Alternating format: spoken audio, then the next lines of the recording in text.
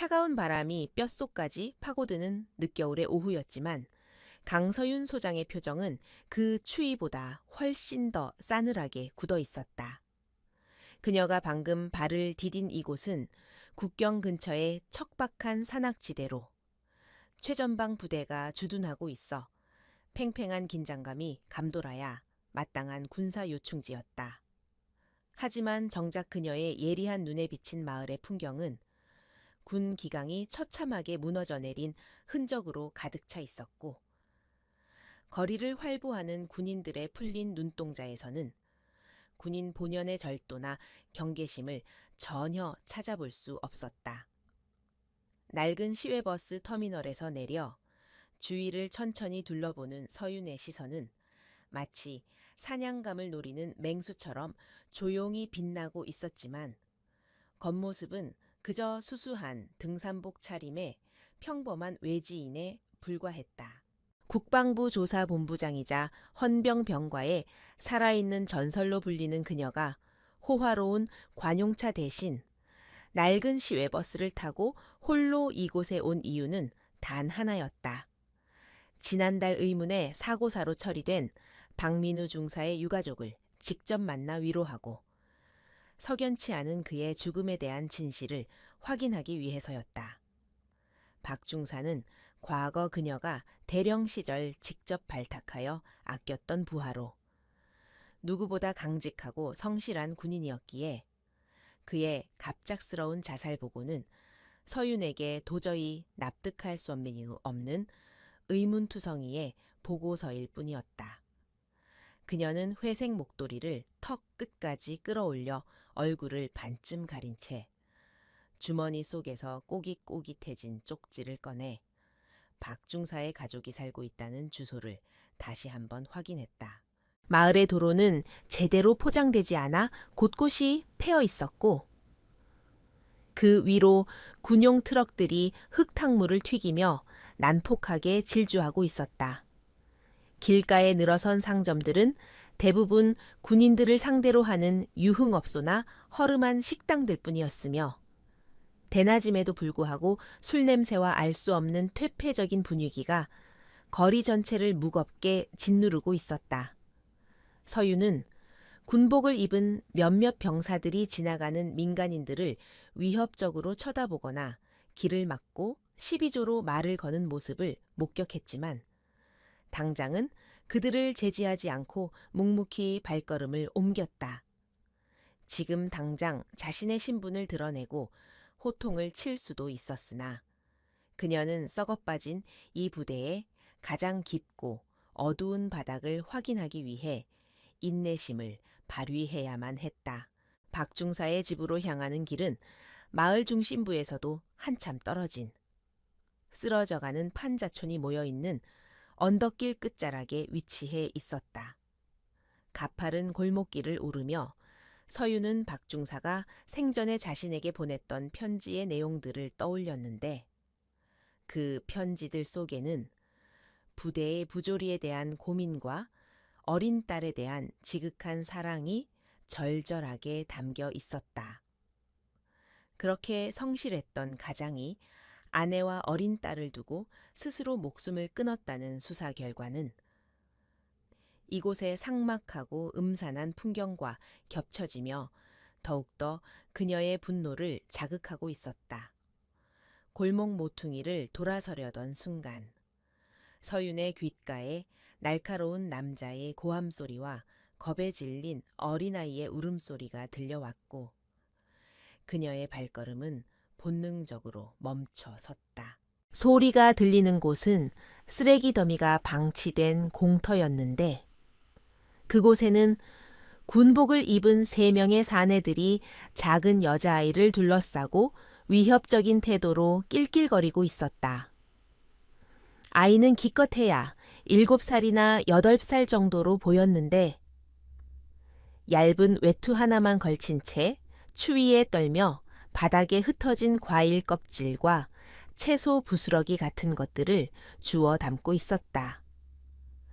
군인 중 한 명이 군화발로 아이가 힘겹게 모아놓은 검은 비닐봉지를 걷어차자 봉지 안에 들어있던 시든 사과와 고구마들이 진흙탕 위로 처참하게 흩어져 버렸다. 아이는 울음을 터뜨리며 흩어진 음식들을 다시 주우려 했지만 군인들은 마치 재미있는 구경거리라도 생긴 듯 더욱 큰 소리로 웃어대며 아이의 손을 발로 툭툭 건드리고 있었다. 서유는 순간적으로 호흡이 멈추는 듯한 격렬한 분노를 느꼈지만 수십 년간 전장을 누비며 다져진 냉철한 이성으로 감정을 억누르며 그들의 대화를 엿들었다.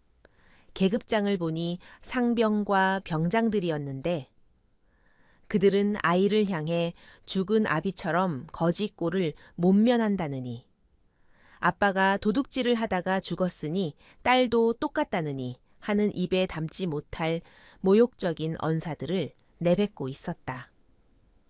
그 아이가 바로 박민우 중사가 목숨보다 아꼈던 외동딸이라는 사실을 직감한 서윤의 주먹은 하얗게 질릴 정도로 꽉 쥐어졌고 손톱이 손바닥을 파고들어 피가 맺힐 지경이었다. 군인의 명예와 국민을 보호해야 할 의무를 저버린 저들이 입고 있는 군복이 서윤에게는 더할 나위 없는 수치심으로 다가왔다. 더 이상 지켜볼 수만은 없었던 서윤은 천천히 그러나 위압적인 발걸음으로 공터를 향해 걸어 들어갔다. 그녀가 다가오는 것을 눈치챈 병사 중 하나가 고개를 돌리며 험상궂은 표정으로 무엇을 보냐고 소리쳤지만 서유는 대꾸조차 하지 않고 그들의 앞을 가로막아 아이와 군인들 사이를 차단했다. 그녀의 등 뒤로 숨은 아이는 공포에 질려 서윤의 바지자락을 꽉 움켜쥐었는데 그 작고 차가운 손의 떨림이 서윤의 다리를 타고 심장까지 고스란히 전해져 왔다. 서윤은 아이를 보호하듯 감싸 안은 채 눈앞에 있는 3명의 군인들을 향해 고개를 들었고 그녀의 눈빛은 영하의 날씨보다 더 차갑고 날카롭게 빛나고 있었다. 건방진 아줌마가 겁도 없이 군인들의 일에 끼어든다며 욕설을 퍼붓기 시작한 병장은 서윤의 멱살을 잡으려 손을 뻗었지만 서윤은 미동도 하지 않은 채 그를 노려보았다. 그 눈빛에는 단순한 분노를 넘어선 생사를 넘나드는 전장을 겪은 지휘관만이 가질 수 있는 압도적인 살기가 서려 있었기에 병장은 주춤하며 뻗었던 손을 멈칫할 수밖에 없었다. 서윤은 낮은 목소리로 당장 꺼지라고 경고했는데 그 목소리는 크지 않았지만 마치 쇠를 긁는 듯한 묵직한 울림이 있어 공터의 공기를 순식간에 얼어붙게 만들었다. 병사들은 알 수 없는 위압감에 눌려 뒷걸음질 치면서도 자존심 때문에 궁시렁거리며 바닥에 침을 뱉고는 도망치듯 자리를 떴다. 군인들이 사라지자 서윤은 무릎을 꿇고 아이의 눈높이를 맞추며 떨고 있는 아이의 어깨를 조심스럽게 감싸 안았다. 흙투성이가 된 아이의 얼굴을 닦아주며 그녀는 아이의 맑지만 슬픔이 가득한 눈동자에서 고인이 된 박민우 중사의 모습을 발견하고 가슴 한구석이 무너져 내리는 듯한 통증을 느꼈다. 나라를 위해 헌신했던 군인의 딸이 부대 근처에서 쓰레기 더미를 뒤지며 끼니를 해결해야 하는 이 비참한 현실은 이 부대가 얼마나 썩어 빠졌는지를 보여주는 가장 확실하고도 고통스러운 증거였다. 서윤은 아이가 다시 주워 담은 흙 묻은 사과를 보며 자신이 너무 늦게 왔다는 죄책감과 함께 이 모든 상황을 방치하고 조장한 자들에 대한 처절한 응징을 다짐했다. 아이는 낯선 아줌마의 친절이 어색한지 잠시 머뭇거렸지만 서윤이 건넨 따뜻한 핫팩과 초콜릿을 받아들고는 조그만 목소리로 고맙다는 인사를 건넸다. 아이의 이름은 박소영이었고 엄마는 아빠가 돌아가신 후 충격으로 몸져 누워 일을 할 수 없는 상태라고 했다. 소영이는 배고픈 엄마를 위해 시장 바닥에 떨어진 과일이라도 주워가려 했다는 이야기를 덤덤하게 털어놓았는데 그 담담함이 오히려 서윤의 마음을 더욱 아프게 후벼 팠다. 서윤은 소영이의 손을 잡고 아이의 집으로 향하며 이 가냘픈 아이의 손을 잡고 있던 박중사의 손을 놓아버린 군 조직에 대해 그리고 그것을 감독하지 못한 자신에 대해 뼈아픈 반성을 했다. 허름한 판잣집에 도착한 서윤은 박중사의 아내를 만나 자신의 신분을 밝히지 않은 채 박중사의 지인이라 소개하며 준비해온 위로금과 생필품을 전달했다.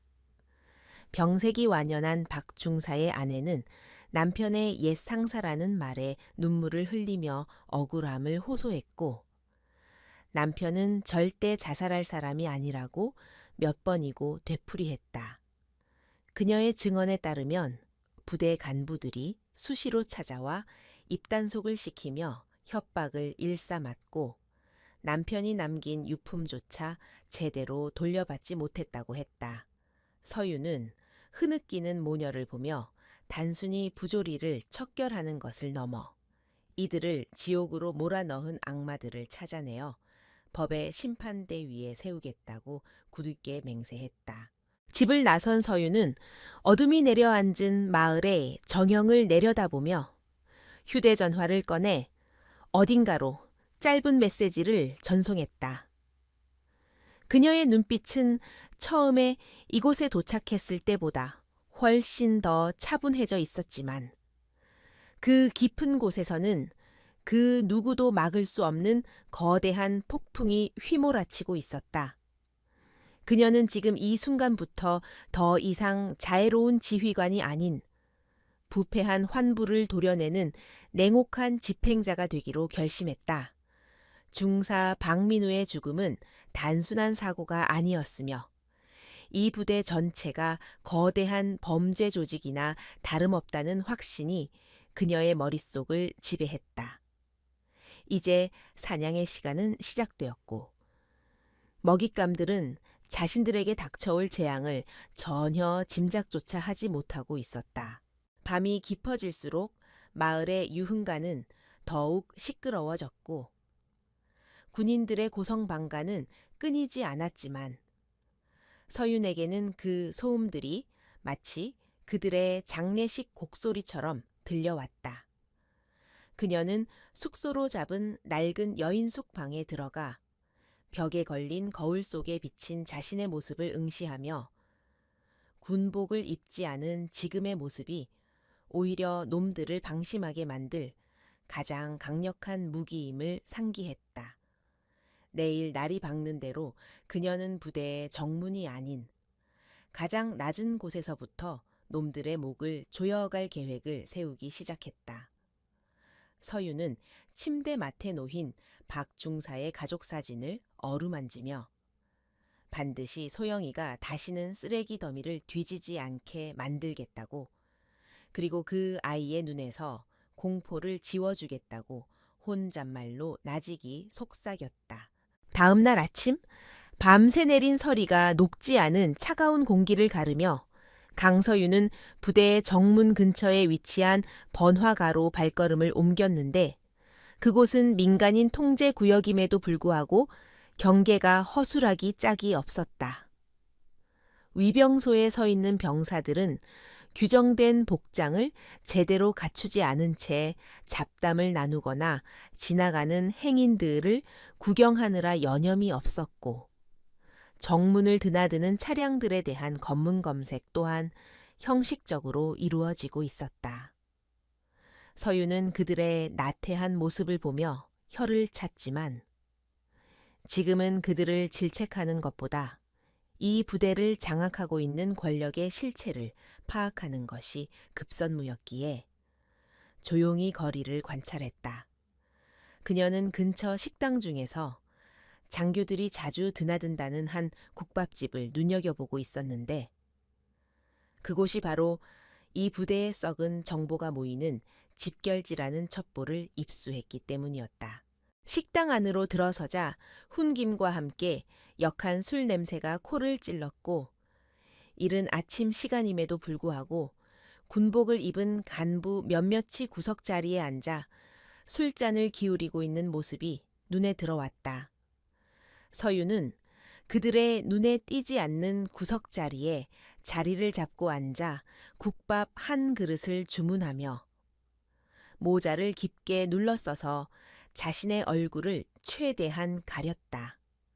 식당 주인인 중년 여성은 군인들의 눈치를 보느라 안절부절 못하고 있었고 간부들은 큰 소리로 음담패설을 늘어놓거나 부대 내의 비품을 빼돌린 이야기를 무용담처럼 떠벌리고 있었다.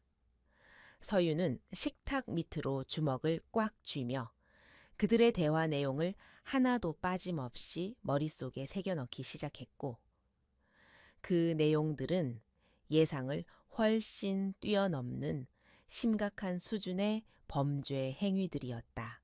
그때 식당 문이 거칠게 열리며 한 무리의 군인들이 요란하게 들어왔는데 그 중심에는 계급장에 무궁화 2개가 박힌 중령 계급의 남자가 거만한 표정으로 서 있었다. 그는 마치 자신이 이 구역의 왕이라도 되는 양 뒷짐을 지고 식당 안을 휘어잡듯 둘러보았고 먼저 와 있던 간부들은 벌떡 일어나 그에게 거수경례를 하며 아부를 떨기 바빴다. 최중령이라 불리는 그 남자는 대대장이라는 직책을 맡고 있었지만 그의 배는 군복 단추가 터질 듯 튀어나와 있었고 눈빛은 탐욕과 오만으로 가득 차 있어 군인다운 기백은 전혀 찾아볼 수 없었다. 그는 주방에 있는 주인을 향해 큰 소리로 반말을 내뱉으며 당장 가장 좋은 술과 안주를 내오라고 호통을 쳤다. 최중령은 자리에 앉자마자 부하들이 따라주는 술을 영어푸 마시며 최근에 있었던 골치 아픈 일 처리가 잘 끝났다는 이야기를 꺼내기 시작했다. 그는 귀찮은 파리가 한 마리 있었지만 자신이 깔끔하게 처리했다며 비릿한 웃음을 흘렸는데 서유는 그 이야기가 바로 박민우 중사의 죽음을 암시하는 것임을 직감했다. 그녀의 심장 박동이 빨라졌지만 겉으로는 태연하게 물컵을 만지작거리며 귀를 기울였고 최중령은 자신의 권력을 과시하려는 듯 목소리를 더욱 높여 떠들었다. 그는 상급 부대의 감찰 따위는 자신이 뇌물로 구워 삶은 인맥들 덕분에 절대로 이곳까지 미치지 못할 것이라고 호언장담하며 부하들의 아첨 섞인 웃음을 즐기고 있었다. 서유는 더 이상 참지 못하고 자리에서 일어나 계산대 쪽으로 걸어가며 일부러 최중령의 테이블 근처를 지나가면서 그들의 대화에 끼어들 틈을 노렸다. 그녀는 계산을 하는 척하며 주인에게 박중사의 이름을 조심스럽게 언급했고 그 순간 시끌벅적하던 최중령의 테이블이 찬물을 끼얹은 듯 조용해졌다. 서윤의 목소리는 크지 않았지만 박민우라는 이름 3글자는 그들에게 있어 금기어와 같았기에 그들의 신경을 곤두쓰기에 충분했던 것이다. 최중령은 술잔을 탁 내려놓으며 붉게 충혈된 눈으로 서윤을 쏘아보았고 그의 부하들 또한 험악한 표정으로 자리에서 일어나 서윤을 포위하듯 둘러싸기 시작했다. 최중령은 비틀거리는 걸음으로 서윤에게 다가와 그녀의 위아래를 훑어보며 외지인 주제에 왜 죽은 사람의 이름을 들먹이냐고 위협적으로 물었다. 서윤은 전혀 위축되지 않는 담담한 표정으로 그저 아는 사람의 안부가 궁금했을 뿐이라고 대답했지만 초해중령은 그녀의 태도가 마음에 들지 않는다는 듯 인상을 찌푸렸다. 그는 서윤의 턱을 거칠게 잡아 올리려 손을 뻗었지만 서윤은 찰나의 순간에 고개를 살짝 틀어 그의 손길을 피했고 허공을 가른 초해중령의 손은 무한하게 멈춰 섰다. 이 작은 반항은 초해중령의 자존심을 건드리기에 충분했고 식당 안에는 폭풍전야와 같은 팽팽한 긴장감이 감돌기 시작했다. 감히 내 몸에 손을 대려 했냐는 듯한 서윤의 차가운 눈빛의 초해중령은 순간적으로 등골이 서늘해지는 것을 느꼈지만 술기운과 자만심이 그 경고 신호를 무시하게 만들었다. 그는 부하들에게 저 여자의 신분을 당장 확인하라 소리쳤고 자신은 이 지역의 법이자 질서라며 으름장을 놓았다. 최중령은 서윤이 첩자이거나 기자의 끈앞풀일지도 모른다고 의심하며 그녀를 당장 부대로 끌고 가서 조사를 해야겠다고 억지를 부렸다.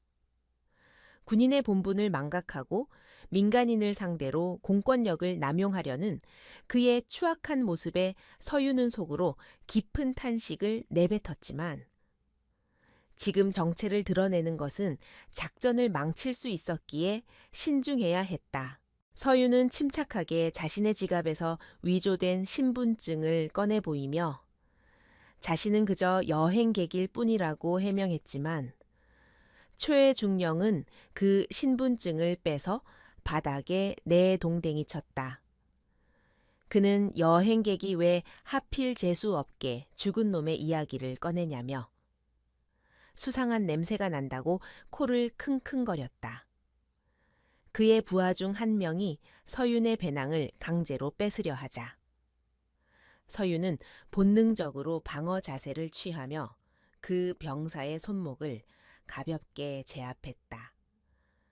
뼈가 으스러지는 듯한 고통에 병사가 비명을 지르자 식당 안의 모든 시선이 서윤에게 집중되었고 최중령의 얼굴은 분노로 불그락부르락 변해갔다. 단순한 민간 여성이 아니라는 것을 깨달은 최중령은 허리춤에 손을 올리며 위협적인 태도로 한 걸음 더 다가왔고 그의 눈빛은 이제 호기심이 아닌 명백한 적의로 가득 차 있었다. 그는 서윤에게 당장 무릎을 꿇고 사죄하지 않으면 험한 꼴을 당하게 될 것이라고 협박했지만 서윤은 꼿꼿이 선 자세를 유지하며 그를 정면으로 응시했다. 그녀의 눈동자 깊은 곳에서는 마치 맹수가 사냥감을 노려보는 듯한 서늘한 기운이 뿜어져 나오고 있었고 그 기백에 눌린 초해중령은 자신도 모르게 뒷걸음질 치고 싶은 충동을 느꼈다. 하지만 부하들이 지켜보고 있다는 사실 때문에 그는 허세를 부리며 더욱 거친 욕설을 퍼부어 공포심을 조장하려 애썼다. 서윤은 더 이상 이곳에 머무르는 것이 무의미하다고 판단하고 바닥에 떨어진 신분증을 주워들며 조용히 식당을 나가려 했다. 하지만 최중령은 부하들에게 눈짓을 보내 그녀의 앞길을 막아서게 했고 식당 문은 굳게 닫히며 그녀는 도간에 든 쥐 꼴이 되고 말았다. 최중령은 비열한 미소를 지으며 이대로 순순히 보내줄 수는 없다며 쥐새끼가 어디서 왔는지 털어놓기 전에는 한 발짝도 나갈 수 없을 것이라고 낄낄거렸다. 서윤은 한숨을 내쉬며 외투 안쪽 주머니에 손을 넣었고 그 미세한 움직임에 군인들은 긴장하며 무기에 손을 가져다 댔다. 그러나 서윤이 꺼낸 것은 무기가 아니라 낡은 녹음기였고 그녀는 그들이 방금까지 떠들었던 범죄 사실들이 녹음된 부분을 재생하려는 신용을 했다. 사실 녹음기는 작동하지 않는 가짜였지만 도둑이 제 발 저린다고 최중령과 부하들의 얼굴은 순식간에 사색이 되었다. 서유는 그들의 당황한 틈을 타 재빠르게 식당 문을 열고 밖으로 나갔고 찬 공기가 그녀의 뜨거워진 얼굴을 식혀주었다. 뒤늦게 정신을 차린 최, 중령이 쫓아오라. 소리치는 고함 소리가 들렸지만 서유는 이미 인파 속으로 섞여 들어간 뒤였고 그녀의 발걸음은 거침이 없었다. 서유는 골목길을 빠르게 이동하며 뒤를 쫓는 인기척을 확인했는데 예상대로 최 중령이 보낸 추격자 두어 명이 일정한 거리를 두고 따라붙고 있었다. 그녀는 일부러 인적이 드문 폐공장 지대 쪽으로 방향을 틀어 그들을 유인할 계획을 세웠고 이는 그들의 규모와 실력을 간보기 위한 전초전이었다. 최 중령은 자신이 사냥꾼이라고 착각하고 있겠지만 사실 그는 서윤이라는 거대한 덫을 건드린 어리석은 멧돼지에 불과했다. 서윤의 머릿속에는 이미 이 부대의 지휘 체계를 어떻게 무너뜨리고 썩은 환부를 어떻게 도려낼지에 대한 구체적인 청사진이 그려지고 있었다. 폐공장 지대로 들어선 서윤은 낡은 컨테이너 박스 뒤에 몸을 숨기고 호흡을 가다듬으며 쫓아오는 발소리에 귀를 기울였다. 놈들은 자신들이 유리하다고 생각하며 킬킬거리고 있었지만 그들의 발소리는 훈련받지 못한 오합지졸의 그것처럼 불규칙하고 소란스러웠다. 서유는 주변에 널려있는 쇠파이프 하나를 집어들고 무게를 가늠해 보았는데 비록 살상 무기는 아니었지만 그녀의 손에 들린 이상 그것은 치명적인 흉기가 될 수 있었다. 그녀는 그림자 속에 몸을 숨긴 채 먹잇감이 사정거리 안으로 들어오기만을 기다리는 사신의 모습과 다를 바 없었다. 잠시 후 군복을 입은 2명의 사내가 몽둥이를 들고 나타나 두리번거렸고 그들은 서윤이 막다른 길에 몰렸다고 확신하며 비웃음을 흘렸다. 그들은 여자가 도망쳐봤자 도간에 쥐라며 서로 농담을 주고받았지만 그들의 등 뒤에서 서윤이 소리 없이 나타났다는 사실은 까맣게 모르고 있었다. 서윤은 그들의 목덜미를 향해 조용히 그러나 벼락같이 쇠파이프를 휘둘렀고 둔탁한 타격음과 함께 사내 하나가 비명도 지르지 못하고 고꾸라졌다. 남은 한 명이 놀라 뒤를 돌아보았을 때는 이미 서윤의 발차기가 그의 명치를 강타한 후였고 그는 고통에 찬 신음을 흘리며 바닥을 뒹굴었다. 서윤은 쓰러진 그들을 내려다보며 차가운 목소리로 최 중령에게 전하라는 메시지를 남겼다. 사냥이 시작되었다고 전해라. 그리고 밤길 조심하라고. 그녀는 공포에 질려 덜덜 떨고 있는 병사를 뒤로하고 유유히 어둠 속으로 사라졌고 병사는 귀신을 본 듯한 표정으로 멍하니 그녀의 뒷모습을 바라볼 뿐이었다. 이제 최 중령은 단순한 의심을 넘어선 실질적인 공포를 느끼게 될 것이며 이는 그가 저지른 죄악의 무게만큼 그를 짓누르게 될 것이었다. 서유는 다시 마을로 돌아가며 다가올 거대한 폭풍을 준비하기 위해 자신의 진짜 무기들을 하나둘씩 점검하기 시작했다. 숙소로 돌아온 서유는 창밖을 내다보며 부대 쪽 하늘을 응시했는데 검게 물든 하늘은 마치 곧 닥쳐올 피바람을 예고하는 듯했다. 그녀는 박 중사의 억울한 죽음과 그 어린 딸의 눈물을 떠올리며 내일은 더 깊은 어둠 속으로 들어가 그들의 숨통을 조일 것을 다짐했다. 최중령이라는 거대한 악을 처단하기 위해서는 그가 가진 힘의 원천인 부대 내의 카르텔을 먼저 와해시켜야 했다. 서유는 책상 위에 놓인 지도를 펼쳐놓고 붉은 펜으로 몇 군데를 표시하며 다음 작전의 목표 지점을 설정했다. 그녀의 눈은 복수심보다는 냉철한 이성으로 빛나고 있었지만 그 안에는 그 무엇보다 뜨거운 정의감이 타오르고 있었다. 어둠이 짙게 깔린 밤거리에는 스산한 바람만이 감돌고 있었고 강서윤은 마치 유령처럼 소리 없이 골목길을 빠져나가고 있었다. 그녀가 다시 향하는 곳은 낮에 방문했던 박민우 중사의 집이었는데 낮과는 달리 주위의 공기가 심상치 않게 무거워져 있음을 본능적으로 감지할 수 있었다. 부패한 군인들이 자신을 주시하고 있다는 사실을 알고 있었기에 그녀는 최대한 그림자 속에 몸을 숨기며 주위를 경계했고 발자국 소리조차 내지 않으려 호흡을 조절했다. 멀리서 들려오는 개의 짖는 소리조차 그녀의 예민한 신경을 날카롭게 자극했고 이 고요함 뒤에 숨겨진 거대한 폭풍을 예감하며 그녀는 신속하게 발걸음을 재촉했다. 판잣집 근처에 도착한 서유는 곧바로 안으로 들어가지 않고 담벼락 뒤에 숨어 주변을 샅샅이 살피며 혹시 모를 감시자가 있는지 확인했다. 다행히 아직까지는 별다른 인기척이 느껴지지 않았지만 그녀의 직감은 곧 위험이 닥쳐올 것이라고 끊임없이 경고 신호를 보내고 있었다. 그녀는 조심스럽게 대문을 밀고 들어갔고 인기척에 놀라 나온 박 중사의 아내는 어둠 속에서 나타난 서윤의 얼굴을 확인하고는 안도의 한숨을 내쉬었다.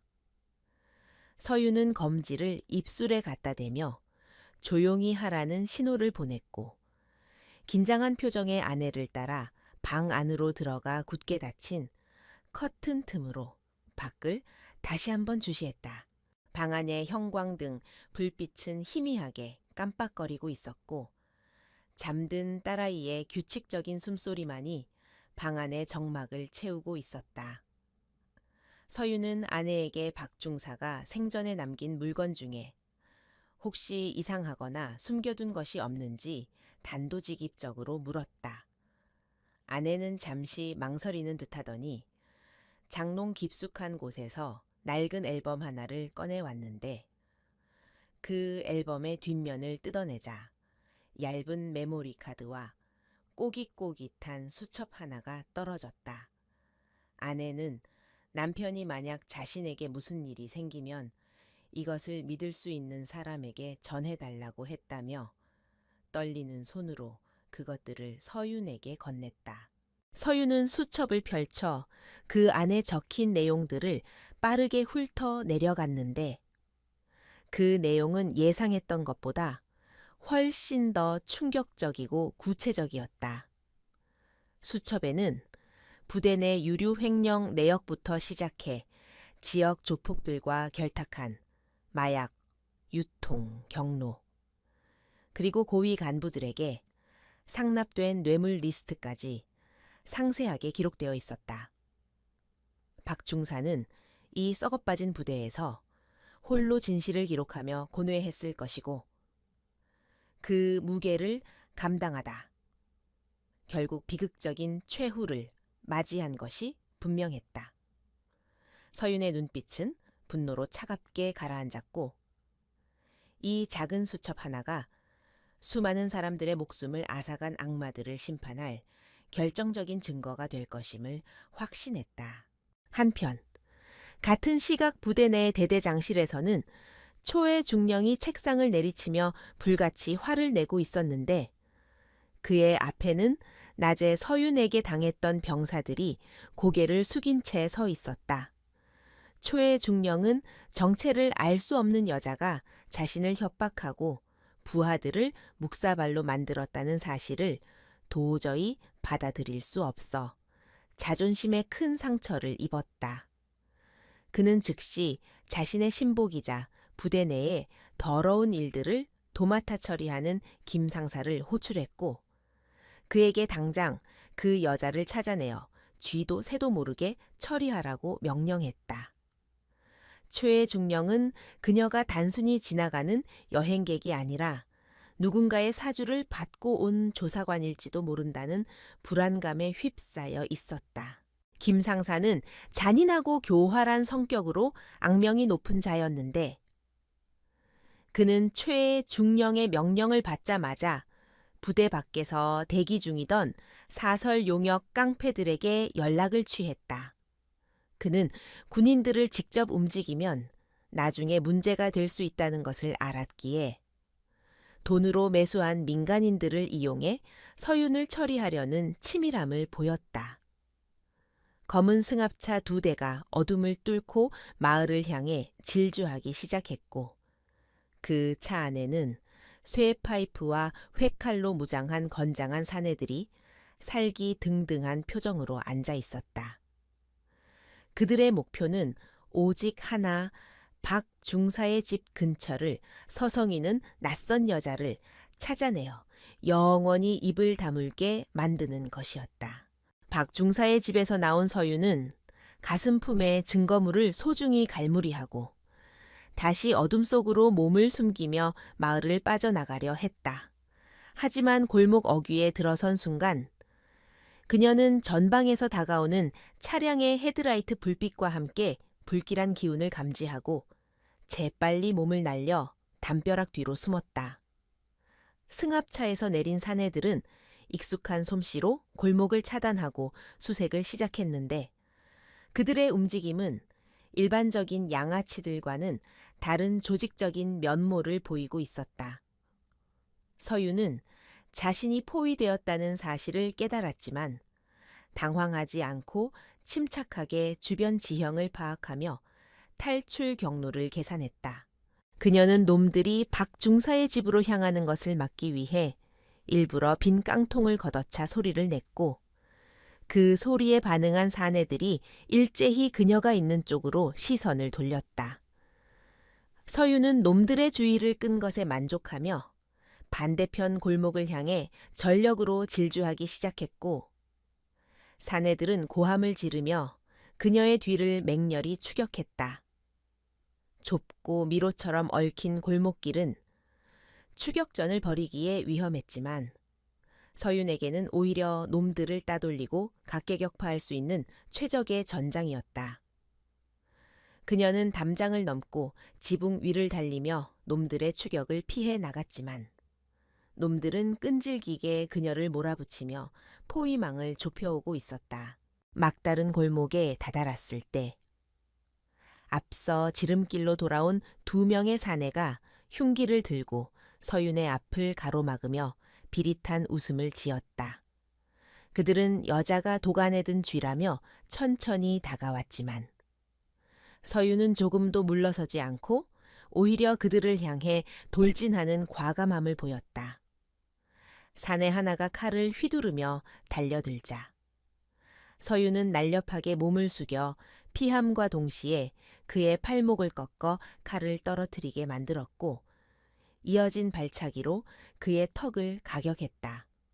순식간에 동료가 쓰러지는 것을 본 다른 사내는 당황하여 주춤거렸고 서윤은 그 틈을 놓치지 않고 그의 명치를 강타하여 제압해 버렸다.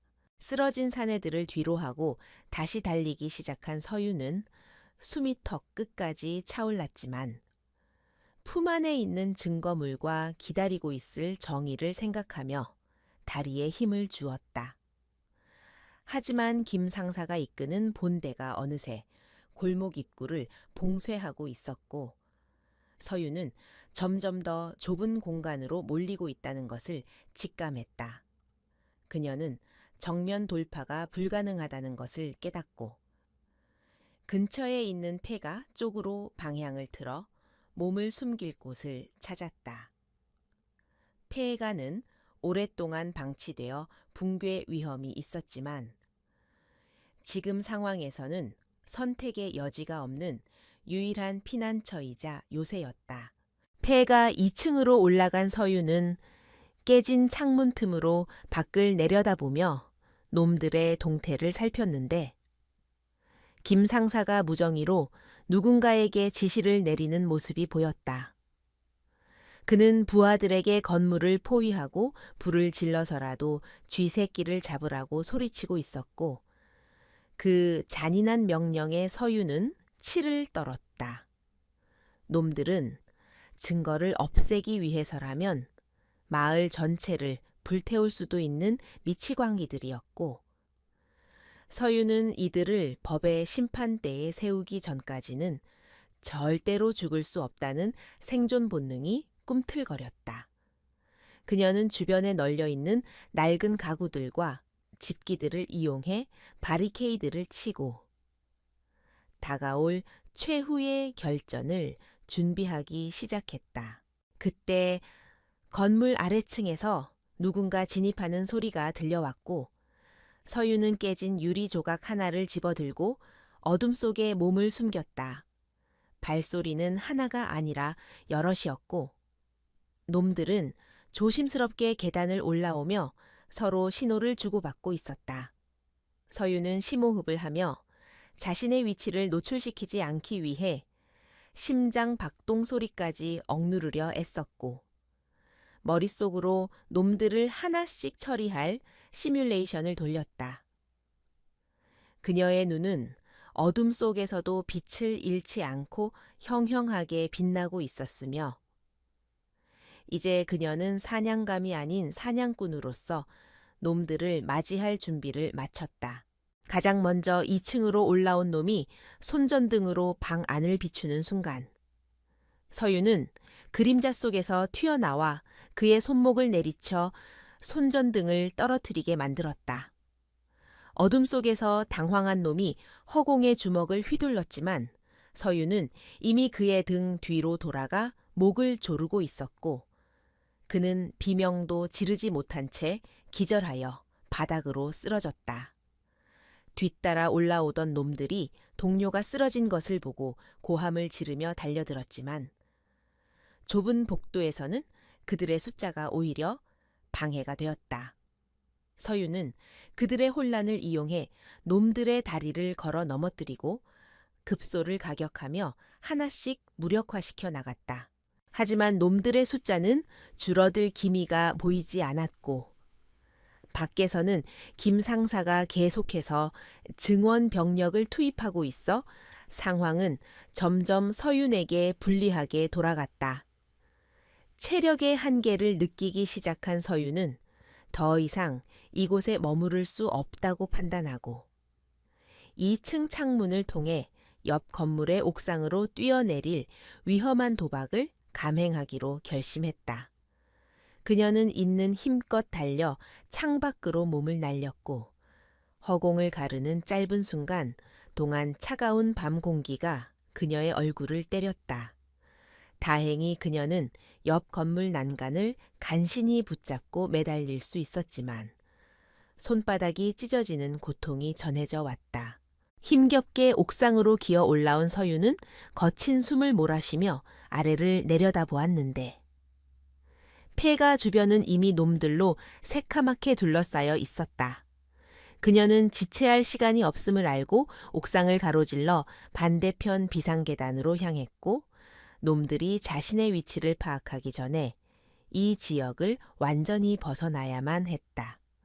그녀의 옷은 흙먼지와 땀으로 범벅이 되었고 몸 곳곳에 타박상을 입었지만 그녀의 눈빛만은 여전히 꺾이지 않는 강인함을 유지하고 있었다. 이 추격전은 단순한 도망이 아니라 놈들을 더 깊은 함정으로 유인하기 위한 전략적인 후퇴였다. 서유는 마을 외곽에 위치한 옛 공장 지대가 자신의 전투 능력을 극대화할 수 있는 최적의 장소임을 떠올리고 그곳으로 발걸음을 옮겼다. 그곳은 복잡한 구조물과 은폐물이 많아 소수의 인원으로 다수의 적을 상대하기에 유리했으며 그녀가 사전에 봐두었던 지형 지물들을 활용할 수 있는 곳이었다. 김 상사와 그의 부하들은 승기를 잡았다고 착각하며 끝까지 쫓아오겠지만 그곳이 바로 그들의 무덤이 될 것이라는 사실은 꿈에도 모를 것이었다. 서유는 입가에 맺힌 피를 닦아내며 차가운 미소를 지었고, 이제 본격적인 사냥은 지금부터 시작이라고 속으로 되뇌었다. 밤은 점점 깊어가고 있었고, 달빛조차 구름에 가려진 칠흑 같은 어둠 속에서 서윤과 추격자들의 거리는 조금씩 좁혀지고 있었다. 하지만 서윤은 두려움 대신 묘한 흥분감을 느꼈는데, 그것은 오랜만에 전장에서 느꼈던 긴장감과 유사한 것이었다. 그녀는 자신이 가진 모든 능력과 경험을 총동원하여 이 쓰레기들을 청소하고 박 중사의 영혼을 달래줄 정의를 실현할 것이라 맹세했다. 멀리서 들려오는 사이렌 소리가 이 밤의 고요를 깨트리고 있었지만, 그것이 경찰차인지 아니면 놈들의 또 다른 지원군인지는 알 수 없었다. 공장 지대 입구에 도착한 서유는 낡은 철문을 열고 안으로 들어갔고, 녹슨 기계들이 만들어내는 기괴한 그림자들이 그녀를 방여주었다. 그녀는 이곳을 자신의 요새로 삼아 놈들과의 전면전을 치를 준비를 했고, 곳곳에 함정을 설치하며 놈들을 맞이할 채비를 서둘렀다. 김 상사의 무정이 소리가 점점 가까워지고 있었고, 서유는 어둠 속에 몸을 완전히 숨긴 채 호흡을 멈추고 놈들이 들어오기만을 기다렸다. 이제 곧 시작될 전투는 이 긴 밤의 하이라이트가 될 것이며, 승자만이 살아남아 아침 해를 볼 수 있을 것이었다. 공장 안으로 발을 디딘 김 상사는 음산한 분위기에 잠시 주춤했지만 곧 부하들에게 수색을 명령하며 자신만만하게 걸어 들어왔다. 그는 자신이 사냥꾼이라고 믿고 있었지만 사실 그는 서윤이 쳐놓은 거미줄에 걸려든 어리석은 파리에 불과했다. 서윤은 높은 곳에서 그들의 움직임을 내려다보며 공격 타이밍을 재고 있었고, 그녀의 손에는 묵직한 쇠파이프가 쥐어져 있었다. 정적을 깨는 쇳소리와 함께 서윤의 그림자가 놈들을 덮쳤고, 공장은 순식간에 아수라장으로 변하며 처절한 비명소리가 울려 퍼지기 시작했다. 폐공장의 내부는 칠흑 같은 어둠에 잠겨 있었고, 깨진 창문 틈으로 스며드는 희미한 달빛만이 먼지 쌓인 기계들의 기괴한 윤곽을 비추고 있었다. 강서윤은 높은 천장에 매달린 녹슨 철골 구조물 위에 웅크리고 앉아 바닥에서 우왕좌왕하는 김 상사와 그 부하들을 차가운 눈으로 내려다보고 있었다. 그녀의 호흡은 주위의 정적 속에 완벽하게 녹아들었고, 손에 쥔 쇠파이프는 마치 신체의 일부처럼 자연스럽게 느껴졌으며, 그녀의 전신 감각은 극도로 예민해져 있었다.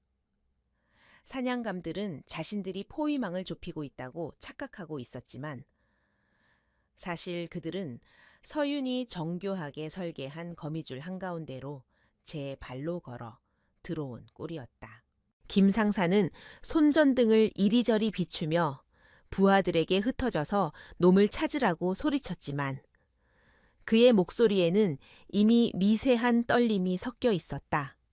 그는 이 넓고 복잡한 공간에서 단 한 명의 여자를 찾는 것이 식은 죽 먹기라고 생각했으나, 공장 안을 감도는 서늘한 살기가 그의 본능적인 공포를 자극하고 있었다. 부하들은 투덜거리며 각자 쇠파이프와 강목을 들고 어둠 속으로 흩어졌는데, 그들의 거친 발소리와 무의미한 욕설들은 오히려 서윤에게 그들의 위치를 정확하게 알려주는 신호가 될 뿐이었다.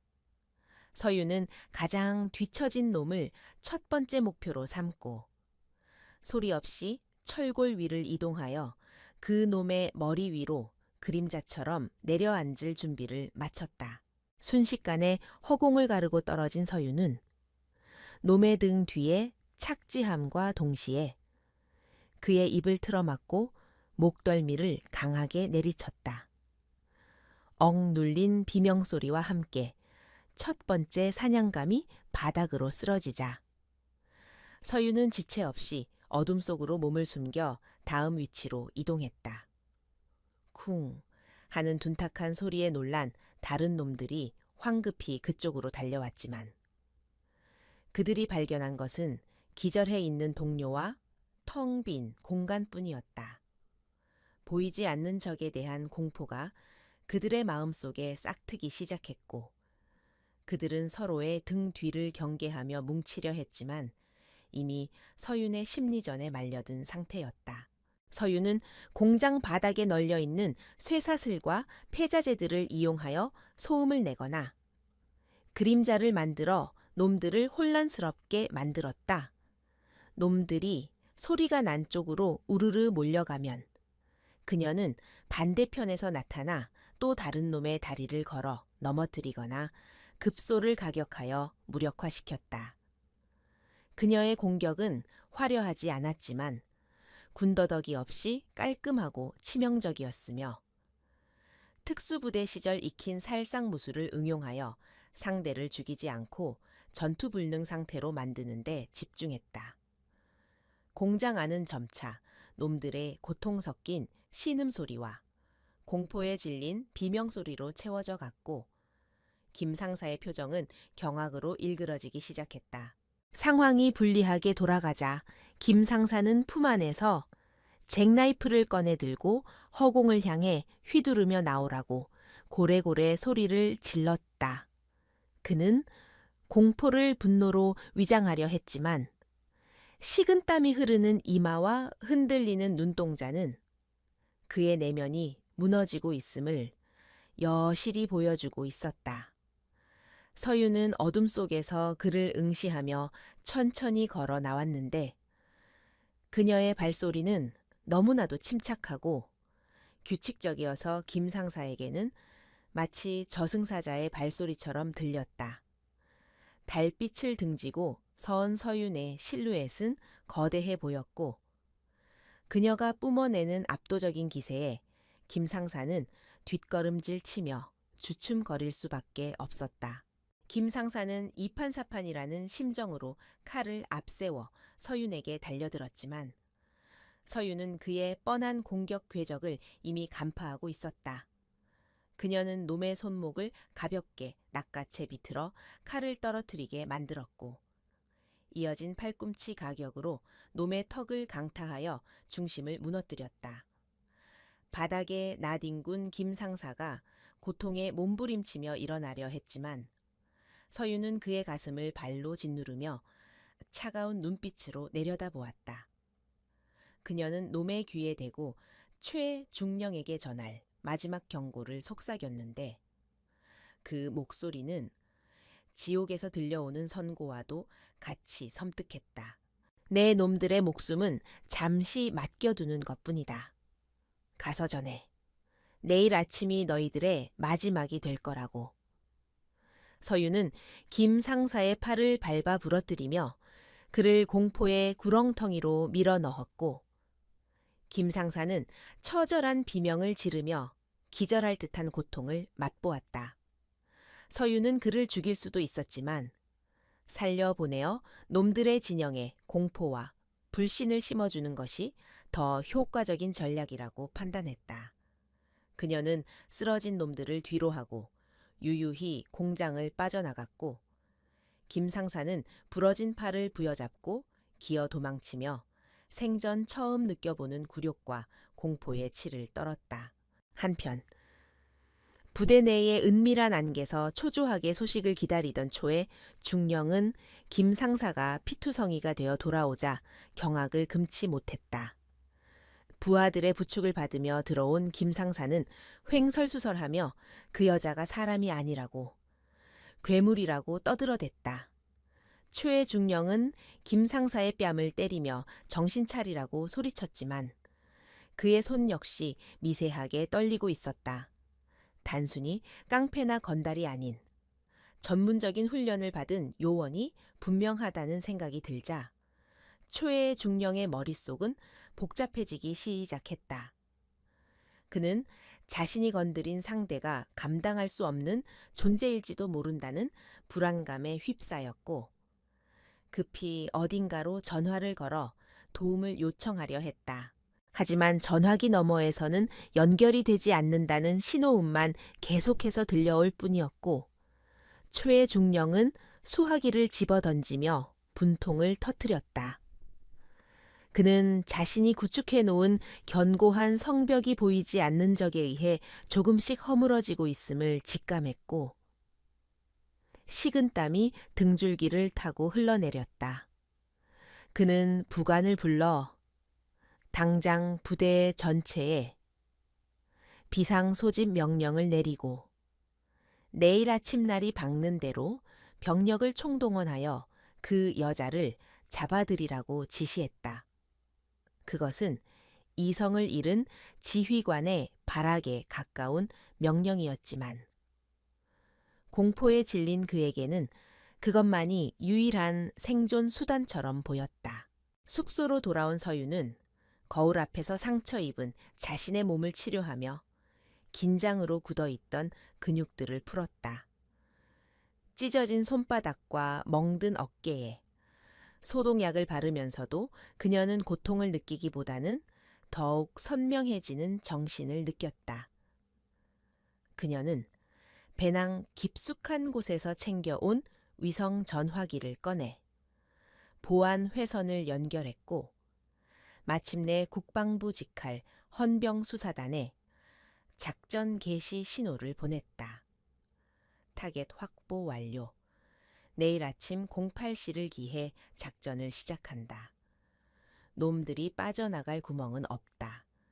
그녀의 목소리는 단호했고 수화기 너머에서는 알겠다는 짧고 명료한 답변이 돌아왔다. 서유는 창가에 서서 동이 트기 전에 가장 어두운 새벽 하늘을 바라보며 박 중사의 딸 소영이의 얼굴을 떠올렸다. 아이가 겪었을 공포와 배고픔, 그리고 아버지를 잃은 슬픔을 생각하면 지금의 상처 따위는 아무것도 아니었다. 그녀는 옷장 속에 걸어두었던 자신의 정복을 꺼내어 먼지를 털어내고 계급장과 명찰을 정성스럽게 닦았다. 내일 그녀는 더 이상 쫓기는 도망자가 아니라 대한민국 육군소장 강서윤으로서 그들 앞에 당당히 서서 정의의 심판을 내릴 것이었다. 그 순간을 위해 그녀는 잠시 눈을 붙여 체력을 비축하기로 했다. 잠깐의 휴식을 취한 서유는 날카로운 새소리에 눈을 떴고 창밖으로는 희미하게 여명이 밝아오고 있었다. 그녀는 찬물로 세수를 하며 정신을 맑게 했고 거울 속에 자신을 보며 결의의 찬 눈빛을 다시 한번 확인했다.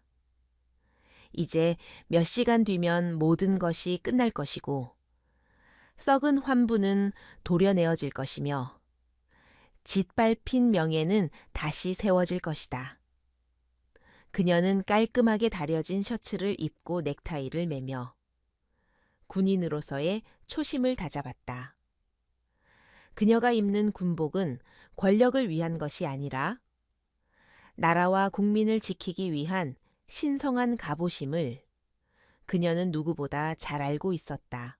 같은 시각, 최중령은 밤새 한숨도 자지 못한 채 충혈된 눈으로 작전 지도를 내려다보고 있었다.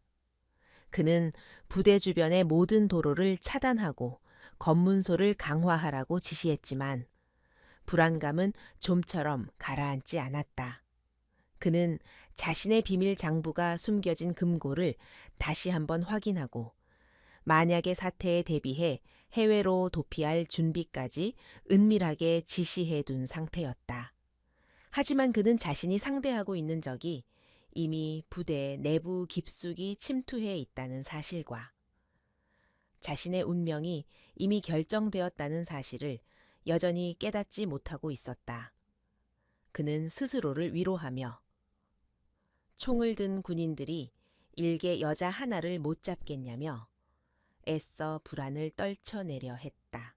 부대의 연병장에는 중무장한 병사들이 도열해 있었고 최중령은 단상에 올라 그들을 독려하며 간첩이 침투했으니 반드시 사살하거나 생포하라고 소리쳤다. 병사들은 영문도 모른 채 대대장의 지시에 따라 긴장한 표정으로 작전 지역으로 투입될 준비를 하고 있었지만 그들 사이에서도 흉흉한 소문이 돌고 있었다. 어젯밤 귀신 같은 여자에게 김상사 패거리가 몰살당했다는 소문은 순식간에 퍼져나갔고 병사들의 사기는 이미 바닥을 치고 있었다. 최중령은 흔들리는 군심을 잡기 위해 더욱 목소리를 높였지만 그것은 공허한 메아리가 되어 허공으로 흩어질 뿐이었다. 서유는 준비를 마치고 숙소를 나섰는데 그녀의 손에는 낡은 여행 가방 대신 서류 가방이 들려 있었다. 그녀는 택시를 잡아타고 부대 정문으로 향하며 기사 아저씨에게 라디오 뉴스를 틀어달라고 부탁했다. 라디오에서는 평화로운 아침 뉴스가 흘러나오고 있었지만 곧 이 지역에서 발생할 거대한 사건이 전국의 뉴스를 도배하게 될 것임을 그녀는 알고 있었다. 차창 밖으로 스쳐 지나가는 풍경들은 어제와 다를 바 없어 보였지만 서윤의 눈에는 그 이면에 숨겨진 진실들이 투명하게 비쳐 보였다. 부대 정문에 도착한 서윤은 위병소 앞에 택시를 세우고 내렸는데 그녀의 등장에 위병들은 당황하며 총구를 겨누었다. 어제 식당에서 난동을 피웠던 그 여자라는 것을 알아본 위병 조장이 소리를 지르며 접근을 막으려 했지만 서윤은 피식 웃으며 주머니에서 무언가를 꺼내려 했다. 위병들이 긴장하며 놀이쇠를 당기는 찰나 멀리서 들려오는 헬기 소리와 함께 육중한 엔진 소리가 땅을 울리기 시작했다. 그것은 서윤이 부른 지원군, 국방부 헌병 특임대의 도착을 알리는 서곡이었다. 엄청난 굉음과 함께 하늘에는 검은색 기동 헬기가 나타났고 도로 쪽에서는 헌병 마크가 선명한 장갑차와 작전 차량들이 줄지어 달려오고 있었다.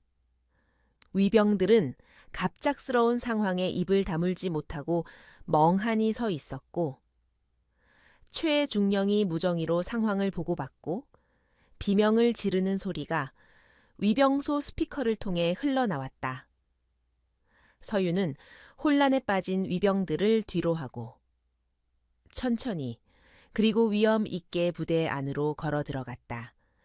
이제 숨바꼭질은 끝났고 진짜 심판의 시간이 도래했음을 알리는 그녀의 발걸음은 그 어느 때보다 당당하고 힘찼다. 최중령은 지프차에서 뛰어내리며 부하들에게 사격 개시 명령을 내릴 태세로 소리를 질렀는데 그의 얼굴은 광기로 흉측하게 일그러져 있었다. 그는 눈앞에 서 있는 여자가 바로 자신을 밤새 괴롭힌 원흉임을 확인하고는 이제야말로 놈을 밟아버릴 기회가 왔다고 확신하며 비릿한 웃음을 흘렸다. 중무장한 5분 대기조 병력들이 서윤을 반원 형태로 포위하며 총구를 겨누었고 일촉즉발의 긴장감이 감도는 가운데 최중령은 확성기를 들고 투항하지 않으면 즉시 사살하겠다는 최후 통첩을 날렸다. 하지만 서윤은 그 살벌한 위협 앞에서도 눈 하나 깜짝하지 않고 오히려 그를 한심하다는 듯이 바라볼 뿐이었다. 서윤은 천천히, 아주 천천히 자신의 재킷 안주머니로 손을 가져갔고 그 움직임에 놀란 병사들의 손가락이 반가쇠에 걸리며 찰칵거리는 금속성 소음이 울려 퍼졌다. 최중령은 저 여자가 폭탄이라도 꺼내려나 싶어 뒤로 주춤거렸지만 그녀의 손에서 나온 것은 무기가 아닌 검은색 가죽 지갑과 햇빛을 받아 금빛으로 번쩍이는 별 2개의 계급장이었다. 서유는 그 계급장을 높이 들어 올리며 차갑게 가라앉은 목소리로 자신의 관등 성명을 댔는데 그 목소리는 확성기 소리보다 작았지만 좌중을 압도하는 엄청난 기백이 실려 있었다. 대한민국 육군소장, 국방부 헌병수사단장 강서윤이다. 지금 이 시간부로 너희들의 지휘권은 박탈되었다. 그녀의 선언이 끝남과 동시에 마치 약속이라도 한 듯 하늘을 뒤덮은 헬기 편대가 굉금을 내며 부대 상공을 저공비행하기 시작했다.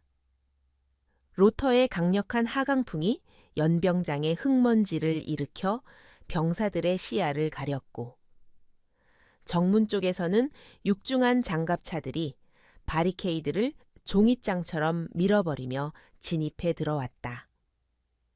장갑차 뚜껑이 열리며 검은 대테러 복장을 하고 기관 단총으로 무장한 헌병 특임대원들이 쏟아져 나왔고 그들은 순식간에 초의 중령의 병력을 역포위하며 무장을 해제하라고 고함을 질렀다.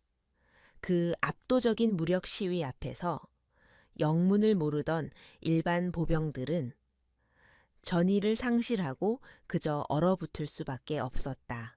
최중령은 믿을 수 없는 광경에 입을 벌린 채 멍하니 서 있었고 그의 머릿속은 하얗게 변해 아무런 사고도 할 수 없는 지경에 이르렀다.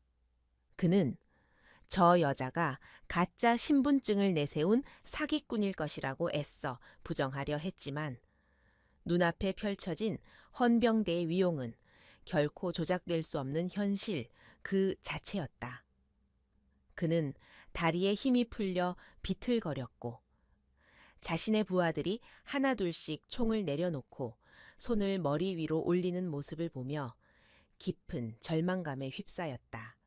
그가 그토록 믿었던 자신의 왕국이 모래성처럼 허무하게 무너져 내리는 순간이었으며 그제야 그는 자신이 건드린 상대가 누구인지 뼈저리게 실감하기 시작했다. 부대원들 사이에서 웅성거리는 소리가 퍼져나갔는데 누군가 저분은 전설의 철의 장미 강서윤 장군님이시다 라고 외치자 공포는 전염병처럼 번져나갔다. 군 생활을 조금이라도 한 사람이라면 누구나 한 번쯤 들어봤을 법한 그 악명 높은 이름은 부정부패를 저지른 군인들에게는 저승사자와 동의어였기 때문이었다. 병사들은 자신들이 감히 3스타급의 권한을 가진 수사단장에게 총구를 겨누었다는 사실에 경악하며 사색이 되었고 몇몇 간부들은 이미 상황 파악을 끝내고 눈치를 보며 슬금슬금 뒤로 물러서려 했다. 하지만 특임대원들의 매서운 눈초리가 그들의 도주로를 완벽하게 차단하고 있었다. 서유는 흙먼지를 헤치고 뚜벅뚜벅 초의 중령 앞으로 걸어갔는데 그녀의 발걸음 하나하나가 마치 거대한 망치처럼 최 중령의 심장을 내리치는 듯했다. 그녀는 최 중령의 바로 코앞까지 다가가 그의 흔들리는 눈을 정면으로 쏘아보았고 그 강렬한 눈빛에 눌린 초의 중령은 숨조차 제대로 쉴 수 없었다. 서유는 손에 들고 있던 위조 신분증을 초의 중령의 가슴팍에 툭 던지며 이게 가짜라고 했나 그렇다면 지금 내 어깨에 있는 이 계급장도 가짜로 보이나 라고 나직하게 물었다. 초의 중령은 입술을 달달 떨며 아무런 대꾸도 하지 못한 채 그저 고개만 숙일 뿐이었다. 서윤의 눈짓 한 번에 대기하고 있던 헌병 수사관들이 달려들어서 최중령의 양팔을 꺾어 제압하고 무릎을 꿇렸다. 수사관은 미란다 원칙을 고지하며 최중령의 손목에 차가운 수갑을 채웠고 그 철컥 하는 소리는 연병장의 정막을 깨고 모든 사람들의 뇌리에 선명하게 박혔다. 초의 중령은 억울하다며 뭐라 말하려 했지만 입안이 바싹 말라 쇳소리만 나올 뿐 제대로 된 변명조차 할 수 없었다. 서유는 그 비굴한 꼴을 보며 경멸 어린 시선으로 군복을 입을 자격도 없는 쓰레기, 내 놈의 죄는 군사법정에서 낱낱이 밝혀질 것이다. 라고 일갈했다. 최중령의 체포를 신호탄으로. 미리 확보된 명단에 있는 부패 장교들과 하사관들에 대한 검거 작전이 동시다발적으로 진행되었다. 어젯밤 서윤에게 두들겨 맞아 팔에 깁스를 하고 있던 김상사는 의무대에서 치료를 받다가 들이닥친 헌병들에게 질질 끌려 나왔고 상황실에서 증거를 인멸하려던 작전 장교들도 현장에서 체포되었다. 연병장은 순식간에 아수라장이 되었지만 그것은 혼란이 아닌 정의가 바로 서는 과정에서 오는 필연적인 진통이었다. 죄 없는 일반 병사들은 이 광경을 지켜보며 안도감과 두려움이 섞인 복잡한 표정을 짓고 있었지만 적어도 그들의 눈빛에서 억울함은 사라져 있었다. 모든 주동자들이 제압되자 서유는 연단 위로 올라가 마이크를 잡고 얼어붙어 있는 전 장병들을 향해 열중쉬어 자세를 명했다. 그녀의 목소리는 확성기를 타고 부대 전체에 쩌렁쩌렁하게 울려 퍼졌는데 너희들은 상관의 부당한 명령에 따랐을 뿐이다. 하지만 방관 또한 죄가 될 수 있음을 명심해라. 라는 그녀의 말은 병사들의 가슴을 뜨끔하게 만들었다. 그녀는 이 부대가 다시 태어나야 함을 강조하며 박민우 중사의 죽음에 대한 진상규명과 명예회복을 약속했다. 병사들 사이에서는 동요가 일었지만 이내 안도의 한숨과 함께 숙연한 분위기가 감돌기 시작했다. 헌병 수사관들은 대대장실과 행정반을 봉쇄하고 압수수색을 시작했는데 박스마다 서류 뭉치와 컴퓨터 하드디스크들이 쏟아져 나왔다. 벽장 뒤에 숨겨져 있던 비밀 금고가 발견되어 강제로 개방되었을 때 그 안에서 쏟아져 나온 현금 뭉치와 마약 봉투들은 최중령의 범죄가 얼마나 심각했는지를 적나라하게 보여주었다. 서유는 그 증거물들을 하나하나 확인하며 치밀어 오르는 분노를 사겼고 이 모든 것이 박 중사가 남긴 작은 수첩에서 시작되었다는 사실에 다시 한번 고인에게 감사를 표했다. 이제 이 썩은 고름을 짜내는 일만 남았고 그녀는 그 과정을 끝까지 지켜볼 작정이었다.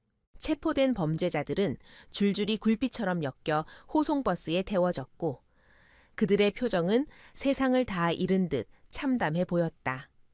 서유는 호송 책임자에게 그들을 국방부 조사본부로 이송하라고 지시한 뒤 자신은 초의 중령을 태운 별도의 차량에 올라탔다.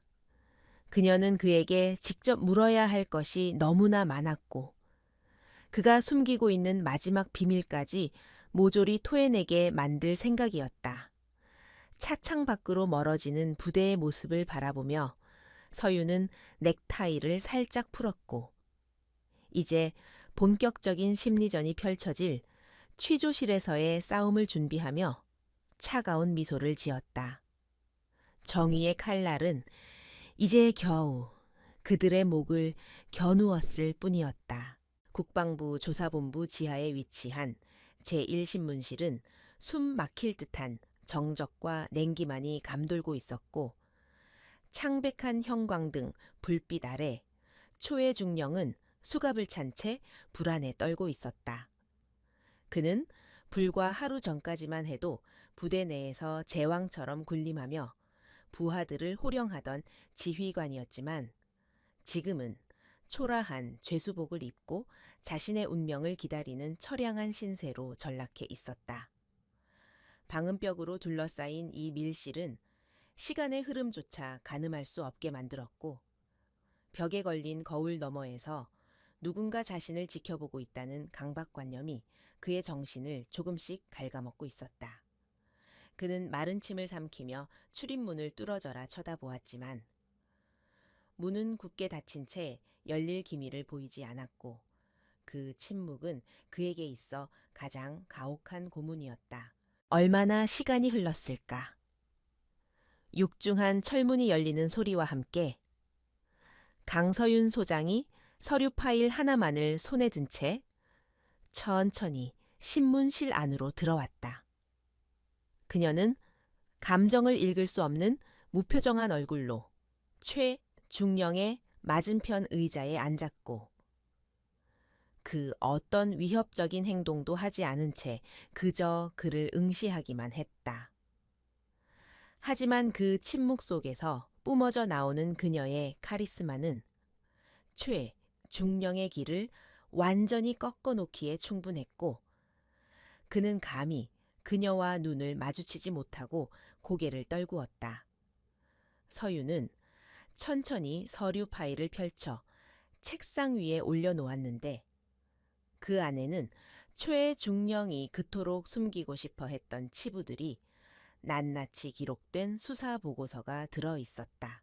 서유는 낮은 목소리로 신문을 시작했는데, 그녀는 소리를 지르거나 윽박지르는 대신 차가운 팩트만을 나열하며 최중령의 심리를 압박해 들어갔다.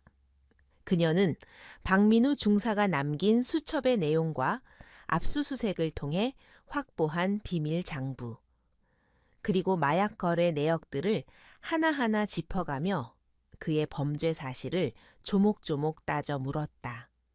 최중령은 처음에는 모르는 일이라며 잡아떼거나 부하들이 저지른 일이라고 발뺌하려 했지만, 서윤이 제시하는 증거들은 너무나도 명확하고 구체적이어서 빠져나갈 구멍이 없었다. 특히 그의 비밀 금고에서 발견된 차명 계좌 내역은 그가 조직적인 범죄의 정점에 서 있었다는 것을 증명하는 결정적인 스모킹 건이었다. 최중령이 계속해서 억울함을 호소하며 거짓 눈물을 흘리자 서유는 가소롭다는 듯이 코웃음을 치며 테이블 위에 녹음기 하나를 올려놓았다. 재생 버튼을 누르자 옆방에서 조사를 받고 있는 김 상사의 떨리는 목소리가 흘러나왔는데, 그는 살기 위해 최중령이 시킨 짓이라며 모든 책임을 떠넘기고 있었다.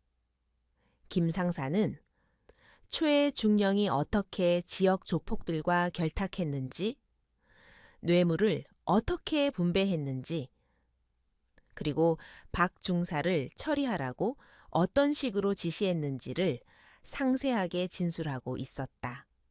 믿었던 신복의 배신에 충격을 받은 최중령의 얼굴은 흑빛으로 변했고, 그의 입술은 경련을 일으키며 파르르 떨리기 시작했다. 서유는 녹음기를 끄고 몸을 앞으로 숙이며, 김 상사는 이미 플리바게닝을 통해 형량을 감경받기 위해 협조하고 있는데, 당신만 침묵한다고 해서 달라질 것은 없다고 차갑게 말했다.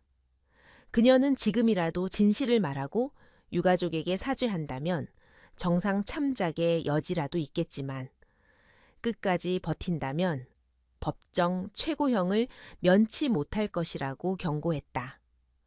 이 말은 최중령의 마지막 남은 자존심과 방어 기제를 무너뜨리는 최후의 일격이었고, 그는 더 이상 버틸 힘을 잃고 무너져 내렸다.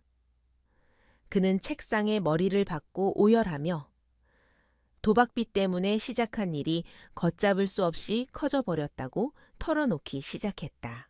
최중령의 자백에 따르면 그는 처음에는 군용 유류를 빼돌려 용돈 벌이나 하려 했으나 지역 폭력 조직과 엮이면서 점차 대담한 범죄에 손을 대게 되었다고 했다. 그들은 군용 트럭을 이용해 마약을 운반했고 그 대가로 받은 거액에 검은 돈은 최, 중령과 부패한 간부들의 주머니를 채워주었다. 박민우 중사는 우연히 이 사실을 알게 되어 그들에게 자수를 권유했으나 이미 돌아올 수 없는 강을 건넌 그들에게 박 중사는 제거해야 할 걸림돌에 불과했다. 최 중령은 박 중사를 회유하려 했지만 실패하자 사고사로 위장해 그를 살해하도록 김상색에 지시했음을 시인했다. 서유는 담담하게 그의 자백을 듣고 있었지만 책상 아래 쥐어진 주먹은 분노로 하얗게 질려 있었고 손톱이 살을 파고들고 있었다. 국가를 지키라고 쥐어준 총칼로 부하를 살해하고 국민을 위협한 이 파렴치한 자가 군복을 입고 있었다는 사실이 그녀를 견딜 수 없이 화나게 만들었다. 하지만 그녀는 개인적인 감정을 철저히 배제하고 수사관으로서의 본분을 다하기 위해 그의 진술을 토대로 범죄 조직의 잔당들과 상급 부대의 연루자들까지 모두 파악해 나갔다. 최중령은 이제 체념한 듯 자신이 알고 있는 모든 비리사슬을 술술 불기 시작했고 그 내용은 대한민국 군 전체를 뒤흔들 만한 대형 스캔들이었다. 신문이 막바지에 이를 무렵 서유는 마지막으로 박 중사의 딸 소영이의 사진을 꺼내어 최중령의 눈앞에 들이밀었다. 그녀는 당신의 탐욕 때문에 아버지를 잃고 쓰레기 더미를 뒤지며 살아야 했던 이 아이에게 무슨 말을 할 수 있겠냐고 물었다. 최중령은 사진 속 아이의 맑은 눈망울을 보자 차마 고개를 들지 못하고 흐느꼈는데 그것은 진심 어린 후회라기보다는 자신의 비참한 처지에 대한 연민에 가까워 보였다. 서유는 그런 그를 보며 인간에 대한 깊은 회의감을 느꼈지만 동시에 이 악순환을 끊어냈다는 사실에 작은 안도감을 느꼈다. 서유는 조서를 작성하고 최중령에게 서명하라고 지시한 뒤 호출벨을 눌러 헌병들에게 그를 다시 유치장으로 데려가라고 명령했다. 양쪽 팔을 붙들려 질질 끌려나가면서도 최중령은 한 번만 봐달라고 비굴하게 애원했지만 서유는 그에게 시선조차 주지 않고 차갑게 외면했다. 문이 닫히고 다시 혼자가 된 신문실에서 서유는 길게 한숨을 내쉬며 의자 등바디에 몸을 기댔다. 피로가 몰려왔지만 아직 끝난 것이 아니었기에 그녀는 다시 정신을 차리고 다음 단계의 작전을 구상해야만 했다. 신문실을 나온 서유는 유리창 너머로 옆방에서 조사를 받고 있는 다른 피해자들의 모습을 지켜보았는데 그들은 서로 책임을 떠넘기며 추악한 난투극을 벌이고 있었다. 이 사건은 단순히 한 부대의 비리를 넘어 군 내부에 만연한 기강회의와 도덕적 불감증을 적나라하게 보여주는 사례로 남을 것이었다. 서유는 옆에 서 있던 군 검찰관에게 철저한 기소와 엄중한 처벌을 당부하며 단 한 명의 가담자도 법망을 빠져나가지 못하도록 끝까지 감시하겠다고 다짐했다. 그녀의 눈빛은 그 어느 때보다 결연했고 정의를 향한 그녀의 집념은 식을 줄을 몰랐다. 복도를 걸어 나오는 서윤의 발걸음 소리가 텅 빈 건물 안에 울려 퍼졌고 창밖에는 어느덧 해가 뉘엿뉘엿 지고 있었다. 긴 하루였지만 그녀에게는 가장 보람차고 의미 있는 하루였으며 박중사의 억울함을 풀어주겠다는 약속을 지킬 수 있어 마음이 한결 가벼워졌다. 그녀는 주머니 속에서 휴대전화를 꺼내 어디론가 전화를 걸었는데 수화기 너머로 들려오는 목소리는 박중사의 아내였다. 서유는 떨리는 목소리로 이제 모든 진실이 밝혀졌으니 안심하라고, 그리고 범인들은 죗값을 치르게 될 것이라고 위로의 말을 건넸다. 전화를 끄는 서유는 건물 로비에 걸려있는 대형 거울 앞에 서서 자신의 모습을 비추어 보았다. 정복을 입은 그녀의 모습은 당당하고 흐트러짐이 없었지만 그 눈동자 깊은 곳에는 씁쓸함과 슬픔이 공존하고 있었다. 그녀는 모자를 고쳐 쓰고 밖으로 나갔고 차가운 밤 공기가 그녀의 뜨거운 머리를 식혀주었다. 이제 그녀가 해야 할 마지막 일은 박중사의 명예를 회복시켜주고 남겨진 가족들이 다시 일어설 수 있도록 돕는 것이었다. 그것이 살아남은 자가 짊어져야 할 무게이자 책임임을 그녀는 잊지 않았다. 밤하늘에는 별들이 하나둘씩 떠오르고 있었고 서유는 그 별들 중 하나가 박중사가 되어 자신을 내려다보고 있을지도 모른다고 생각했다. 그녀는 하늘을 향해 거수경례를 올리며 당신의 희생이 헛되지 않게 만들었노라고 마음속으로 보고했다.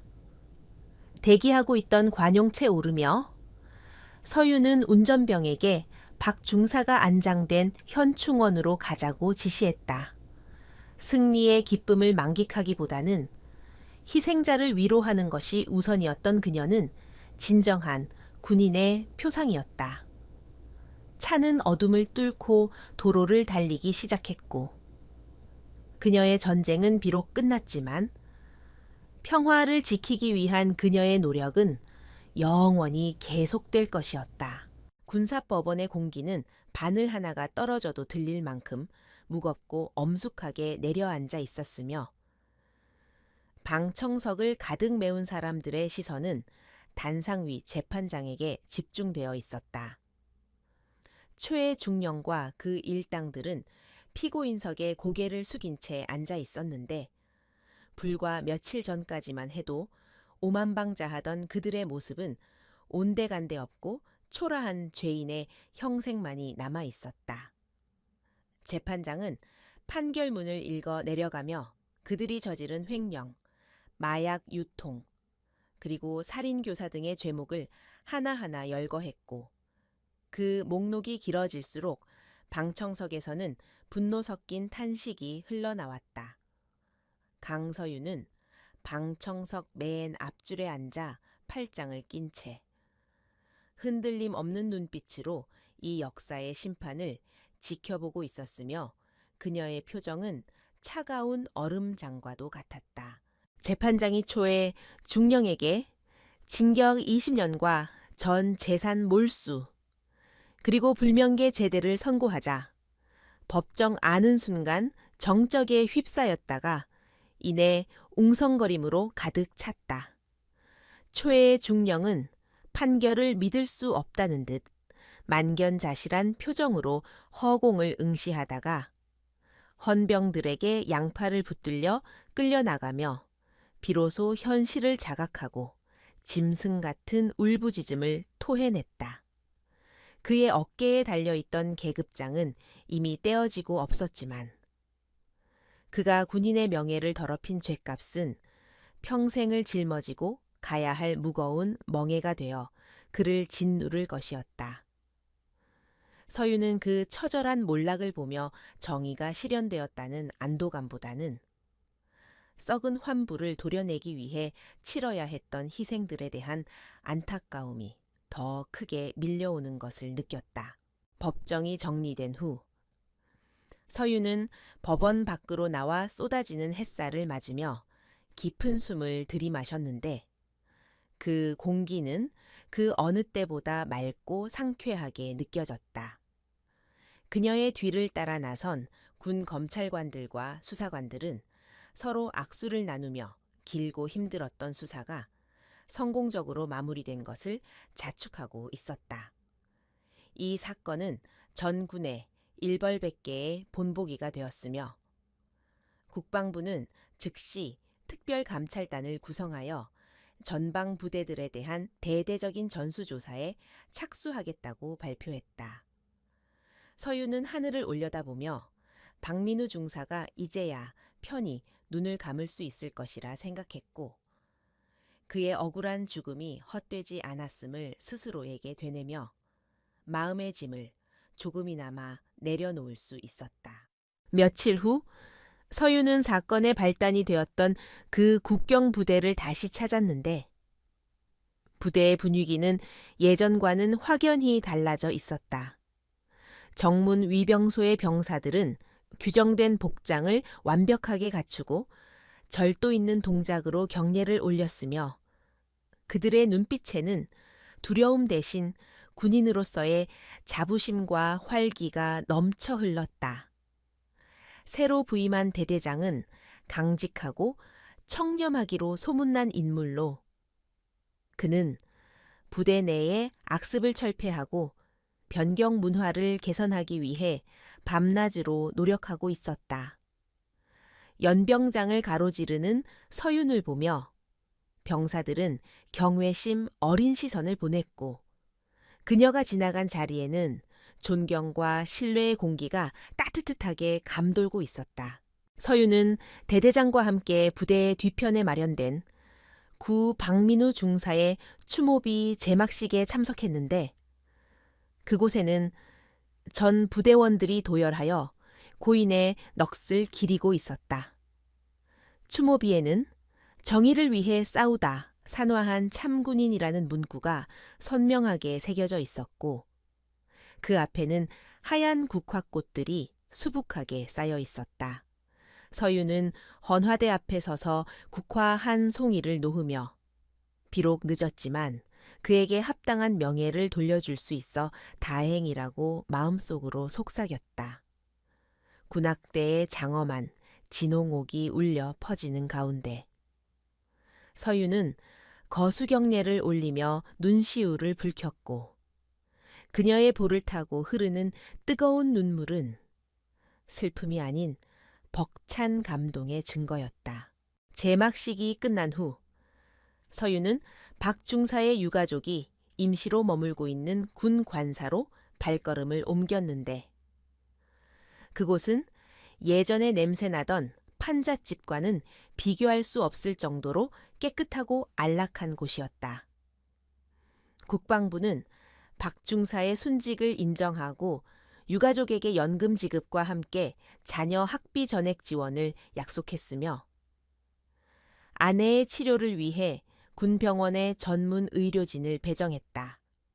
서윤이 초인종을 누르자 안에서 밝은 목소리가 들려왔고 문이 열리며 소영이가 환한 미소를 지은 채 뛰쳐나와 서윤의 품에 안겼다. 아이의 얼굴에서는 더 이상 그늘진 슬픔이나 굶주림의 흔적을 찾아볼 수 없었고 깨끗한 옷을 입은 아이는 영락없는 그 나이 또래의 천진난만한 천사였다. 서유는 무릎을 꿇고 소영이와 눈을 맞추며 준비해온 선물 꾸러미를 건넸는데 그 안에는 예쁜 학용품과 동화책 그리고 곰 인형이 들어 있었다. 소영이는 곰 인형을 품에 꼭 안으며 고맙습니다. 장군님 이모라고 씩씩하게 인사했고 그 해맑은 모습에 서유는 가슴 뭉클한 행복감을 느꼈다. 박 중사의 아내는 건강을 많이 회복한 모습으로 서윤에게 다가와 두 손을 잡고 연신 고개를 숙이며 감사의 눈물을 흘렸다. 그녀는 남편의 명예를 되찾아주고 자신들을 지옥에서 구해주신 은혜를 평생 잊지 않겠다고 말했고 서윤은 그녀의 손을 따뜻하게 맞잡으며 이제는 행복하게 사는 것이 남편을 위한 길이라고 위로했다. 관사 거실에 앉아 차를 마시며 서윤은 소영이가 학교에서 있었던 일들을 조잘거리는 것을 흐뭇하게 지켜보았다. 아이는 이제 쓰레기 더미를 뒤지는 대신 친구들과 운동장을 뛰어놀고 미래에 대한 꿈을 꾸며 하루하루를 살아가고 있었다. 서유는 이 작은 아이의 미소를 지키기 위해 자신이 군복을 입고 있다는 사실을 다시 한번 깨달았고, 그 어떤 훈장보다도 아이의 웃음이 자신에게 더 큰 보상으로 다가왔다. 그녀는 소영이의 머리를 쓰다듬으며 나중에 커서 훌륭한 사람이 되어야 한다고 당부했고, 소영이는 새끼 손가락을 걸며 꼭 그렇게 하겠노라고 약속했다. 시간이 흘러 작별할 시간이 되자 서유는 자리에서 일어났고, 소영이와 아내는 문 밖까지 나와 그녀를 배웅했다. 서유는 차에 오르기 전 다시 한번 뒤를 돌아보았는데, 석양이지는 붉은 노을을 배경으로 손을 흔드는 모녀의 모습은 마치 한 폭의 아름다운 그림처럼 보였다. 그들은 이제 더 이상 피해자가 아닌 당당한 국가유공자의 가족으로서 새로운 삶을 시작할 것이며, 서유는 그들의 앞날의 축복만이 가득하기를 진심으로 기원했다. 차가 출발하고 백미러 속으로 그들의 모습이 작아져 보이지 않을 때까지 서유는 시선을 거두지 못했다. 서울로 돌아오는 차 안에서 서유는 창밖으로 스쳐 지나가는 평화로운 풍경들을 바라보며 깊은 사색에 잠겼다. 권력이라는 것은 칼과 같아서 올바르게 쓰면 사람을 살리고 세상을 지킬 수 있지만, 잘못 쓰면 자신은 물론 주변의 모든 것을 파괴하는 흉기가 된다는 진리를 그녀는 뼈저리게 느꼈다. 최중령은 그 칼날을 자신의 욕망을 채우는 데 사용하다 결국 스스로를 베어버렸고, 박중사는 그 칼에 희생되었지만 결국 진실이라는 이름으로 부활했다. 서유는 자신의 어깨에 놓인 계급장의 무게를 다시 한번 실감하며 초심을 잃지 않는 지휘관이 되겠다고 스스로에게 다짐했다. 도시는 화려한 넌사인으로 불야성을 이루고 있었고, 거리에는 퇴근길을 재촉하는 시민들로 붐비고 있었다. 저 수많은 사람들 속에 섞여 평범하게 살아가는 이들의 일상을 지키기 위해 보이지 않는 곳에서 묵묵히 헌신하는 수많은 군인들이 있음을 서유는 알고 있었다. 이번 사건은 군에 대한 불신을 초래하기도 했지만, 동시에 자정 능력을 보여줌으로써 다시 신뢰를 쌓아가는 계기가 될 것이었다. 서유는 휴대전화를 꺼내 바탕화면에 저장된 부대원들과의 단체 사진을 보며 옅은 미소를 지었고, 내일은 또 다른 임무가 자신을 기다리고 있음을 상기했다. 그녀가 탄 차는 국방부 청사로 들어서고 있었고, 위병들은 그녀의 차량을 확인하고 경례를 붙였다. 서유는 차에서 내려 밤하늘을 올려다보았는데, 도심의 불빛에 가려져 잘 보이지 않았던 별 하나가 유난히 밝게 빛나고 있는 것이 눈에 들어왔다. 그녀는 그 별이 마치 박민우 중사가 보내는 마지막 작별 인사 같다고 느끼며 가슴 한편에 묻어두었던 슬픔을 완전히 떠나보냈다. 잘 가게. 박중사, 자네의 딸은 내가 지켜보겠네. 그녀는 나지막이 중얼거리고는 단호한 발걸음으로 청사 안으로 걸어 들어갔다. 에필로그 1년 후 강서유는 육군사관학교의 졸업식 연단에 서서 새롭게 임관하는 신임 소위들을 바라보고 있었다. 그녀의 연설은 화려한 미사여구 대신 군인으로서 지켜야 할 명예와 책임, 그리고 무엇보다 약자를 보호하는 힘의 중요성을 강조하는 내용으로 채워졌다. 연설을 마치고 내려오는 그녀에게 한 생도 대표가 꽃다발을 전달했는데, 그 생도의 눈빛은 과거 박중사의 눈빛과 닮아 있었다.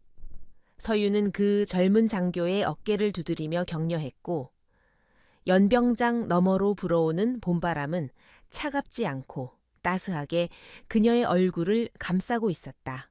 어디선가 날아온 민들레 홀씨 하나가 바람을 타고 자유롭게 하늘로 날아오르고 있었고, 서유는 그 작은 씨앗이 척박한 땅에서도 기어이 꽃을 피워내는 강인한 생명력을 가지고 있음을 떠올렸다. 정애 또한 그러해서 아무리 짓밟히고 어둠 속에 묻혀도 언젠가는 반드시 싹을 틔우고 꽃을 피워 세상을 밝힌다는 믿음을 그녀는 굳게 간직하고 있었다. 그녀는 다시 선글라스를 끼고 대기하고 있던 지프체에 올랐고, 조국과 국민이 부르는 곳이라면 그 어디라도 달려갈 준비가 되어 있었다. 전설의 철의 여인. 강서윤의 이야기는 여기서 끝이 아니라 이제 또 다른 시작을 향해 나아가고 있었다.